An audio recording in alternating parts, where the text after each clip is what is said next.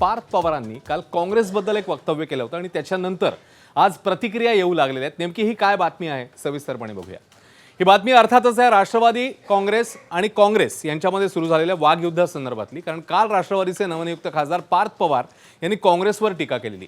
महाराष्ट्रामध्ये काँग्रेसचा डाऊनफॉल सुरू आहे असं पार्थ पवार म्हणाले होते। त्यांनी संताप व्यक्त केलेला, कारण बिनविरोध निवडणुकीची अपेक्षा असलेल्या बारामतीत काँग्रेसने उमेदवार दिला, त्यामुळे पार्थ पवार संतापले।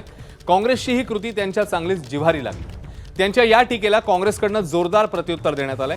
पार्थ पवारांच्या वक्तव्यावर सर्वत्र पडसाद उमटताय। नाना पटोलेंनी तर कोणाचा डाऊनफॉल होईल हे वेळच सांगेल अशी प्रतिक्रिया दिली आहे, तर काँग्रेस प्रदेशाध्यक्ष हर्षवर्धन सपकाळ यांनी योग्य वेळी बोलू असं म्हटलेलं आहे।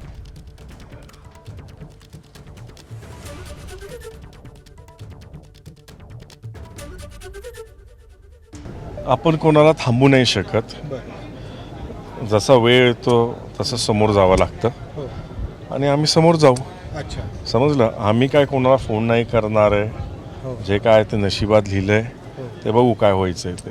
पण फक्त मला वाईट वाटतं की काँग्रेसचा डाऊनफॉल आहे महाराष्ट्रामध्ये। पार्थ पवार वयानं लहान आहे आमच्यापेक्षा, त्याच्यामुळे मला त्याच्यावर फार काही प्रतिक्रिया देण्याचं काही कारण नाही। ते वेळ सांगेल ना, त्याच्यामुळे कोणाचा डाऊनफॉल होईल ते वेळ सांगेल, त्याच्यामुळे त्याच्यावर प्रतिक्रिया मला द्यायचीच नाही आहे।